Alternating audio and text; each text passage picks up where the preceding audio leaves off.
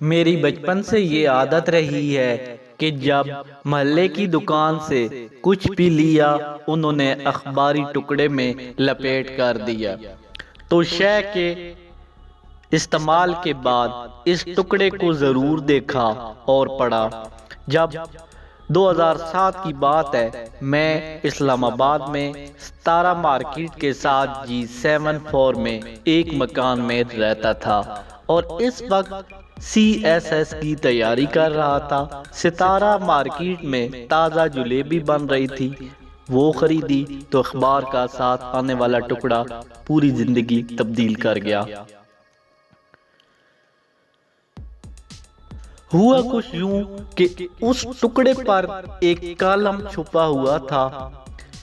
Column نگار نام اب یاد نہیں ہے، لیکن اس نے جو لکھا وہ سارا حرف بحرف یاد ہے۔ آپ بھی پڑھیے۔ اس نے لکھا کہ میں کل اپنے ایک کاروباری دوست کے پاس دفتر گیا، چائے پی، گپ شپ لگاتے ہوئے گھر جانے کا وقت ہو گیا۔ جب دفتر سے باہر نکل رہے تھے تو کلرک نے آ کر ایک شکایت لگائی کہ جناب فلاں چپڑاسی سست ہے، کام نہیں کرتا۔ ڈرائیور نے بھی اس کی ہاں میں ہاں ملائی۔ میرے اس دوست نے کہا کہ اگر کام نہیں کرتا تو کس کے لیے رکھا ہوا ہے، فارغ کر دو اسے۔ میں نے فوراً مداخلت کی اور کہا یہ بہتر نہیں ہوگا کہ ایک دفعہ اس سے بات کر لو، کیا پتہ اس کے کچھ مسائل ہوں۔ پھر میں نے اپنے دوست کو اس کی آنکھوں دیکھا واقعہ سنایا۔ شیخ صاحب لاہور میں ایک معمولی سے دفتر میں ملازم تھے۔ دن کچھ ایسے پھرے کہ اسی دفتر کے صاحب کو پسند آ گئے اور یوں ان کی پوری فیملی ہی شیخ صاحب کی ان کے گھر شادی ہو گئی۔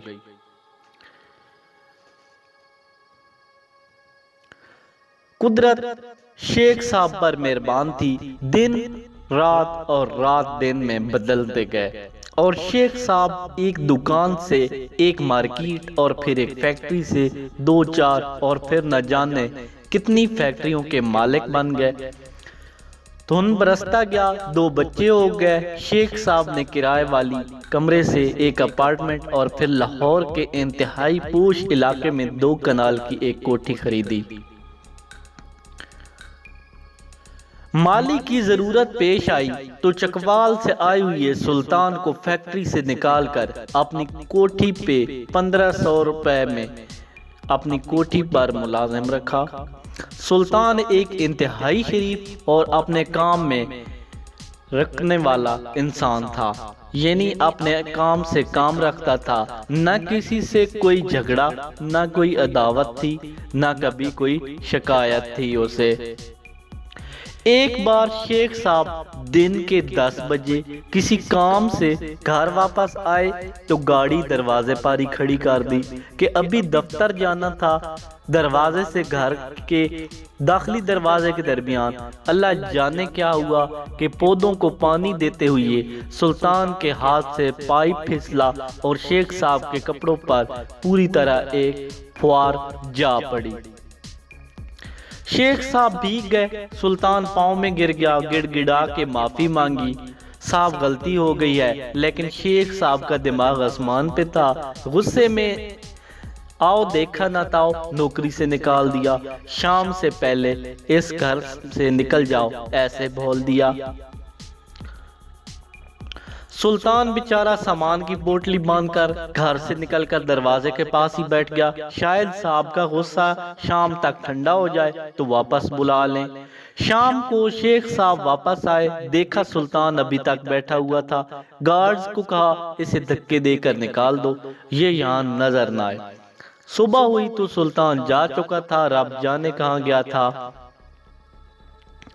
وقت گزرتا گیا، شیخ صاحب کے تیزی سے ترقی پاتے کاروبار اور فیکٹری میں ایک ٹھہراؤ سا آنے لگا۔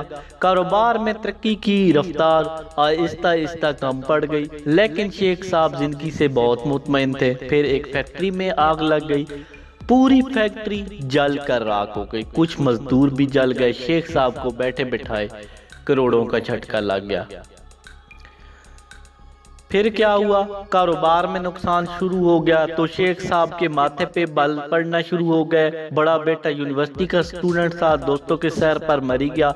वापसी पर हादसा हुआ तो वो जवान जहां दुनिया से रुखसत हो गया। शेख साहब की कमर टूट गई, नुकसान पर नुकसान होते गए। 2 कनाल की कोठी बेचकर 10 मरले और अवामी तर्ज के मरहले में आ गए।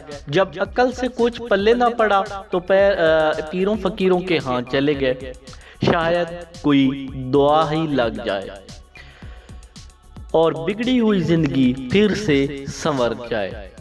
फिर क्या हुआ, बाकी मांदा कारोबार बेचकर और कुछ दीगर प्रॉपर्टी को रहन रखकर बैंक से कुछ कर्जा लिया और छोटे बेटे को एक छोटा सा कारोबार करके दिया। इसके पार्टनर दोस्त ने दगा किया और अक्सर पैसा डूब गया। शेख साहब 60 साल की उम्र में चारपाई से लग गए। एक दिन एक पुराना जानने वाला मिलने आया, हालात देखे तो बहुत अफसोस किया। कहा, शेख साहब इंडिया से एक बुजुर्ग आए हुए हैं, बहुत ही बड़े बुजुर्ग हैं, अल्लाह वाले हैं। दाता साहब के पास ही एक मकान में इनका चंद दिन का क़याम है, अगर इनके पास से दुआ करवा लें तो अल्लाह करम करेगा।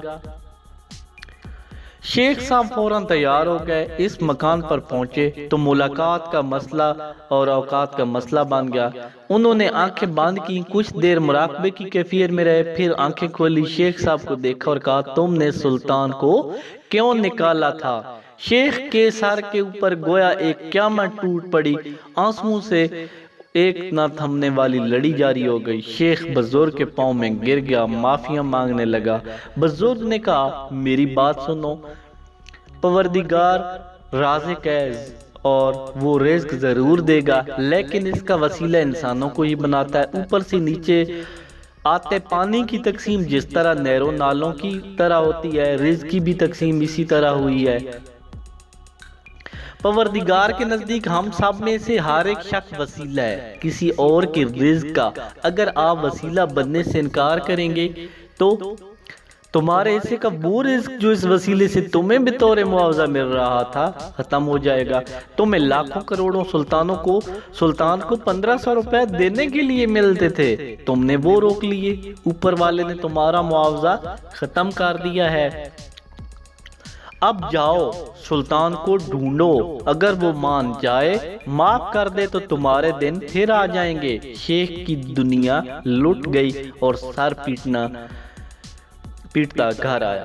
पुराने कागजात ढूंढता रहा कि शायद कहीं सुल्तान का कोई पता, कोई शिनाख्ती कार्ड या कोई और मालूमात मिल सकें। कुछ भी ना मिला तो शेख दीवाना वार सुल्तान को ढूंढते ढूंढते चकवाल वाली बस पे बैठकर चकवाल चला गया। सुल्तान न मिला। छोटा बेटा ढूंढता ढूंढता चकवाल अड्डे पे पहुंचा, बाप को वापस लाहौर ले आया, लेकिन इन शेख का दिल का सुकून खत्म हो गया। कुछ दिन बाद शेख फिर घर से गायब हो गया तो बेटे को मालूम हुआ कि वो चकवाल पहुंचा तो देखा बाप जमीन पर बैठा सर में राख डाल रहा था और कह रहा था, सुल्तान तुम कहाँ हो? सुल्तान तुम कहाँ हो? बेटा खुद रोता हुआ बाप को वापस ले आया। चंद दिन बाद शेख का इंतकाल हो गया।